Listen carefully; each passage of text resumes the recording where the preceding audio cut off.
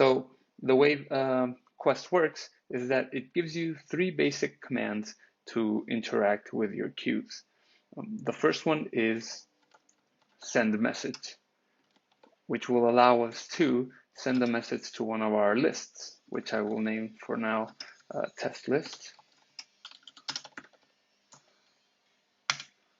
Right, so that went successful, and we can see that we now have a test list with a length of 1.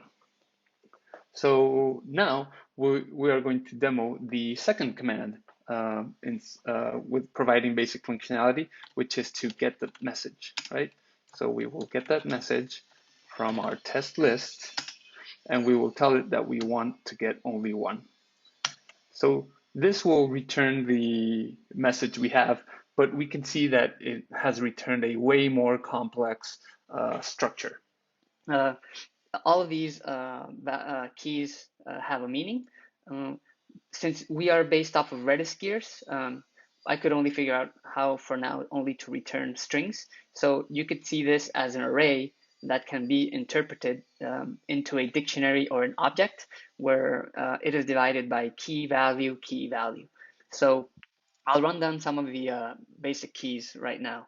So UUID is a UUID created by Quest as a immutable identifier to your message. So it doesn't matter how much time you use your message, or it doesn't matter if it goes to a dead letter queue, that UUID will never change. Next is the value key, which is basically just what it represents whatever value you sent to your message originally. Tries is a counter that gets incremented by 1 every time this message is sent to anybody. So anytime you ask for a message, any message that gets sent, it's incremented by 1.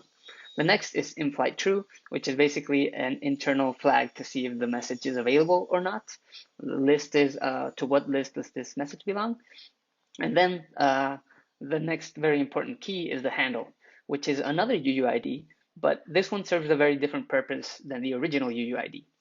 The handle is the key that you are going to use to delete that message from the list. So right now, if I were to try to delete that message, we couldn't, because its timeout has already expired. To demonstrate that, I will get the same message again, and I know it's going to be that same message because it's the only one we've added to the list. So I'm going to try to get that message, and I will give it I can send another parameter, which I'm telling Quest what is the visibility timeout that I want for that message. So basically, if I want to get that message now, I'm telling it I have 15 seconds to delete it. So I am going to delete that message from my test list. And again, I need to use the handle. Also notice how the handle is different this time. So I delete that message. And now if I try to check the length of my list now, it should be 0 because I've already deleted that message. So I have no more keys, right? So now we've tested the full cycle of the API. We've gone through 3 different API methods, which are send message, get message, and delete message. Now we're going to go into a little bit more of special scenarios. So first off, let's add a message with a default visibility timeout. What this means is that I am going to send a message to my test list, but now the cool part is that I am going to tell Quest, hey, this message has a visibility timeout, which is I don't want this message to be able to be sent to anyone for this amount of time. Let's say 15 seconds, right?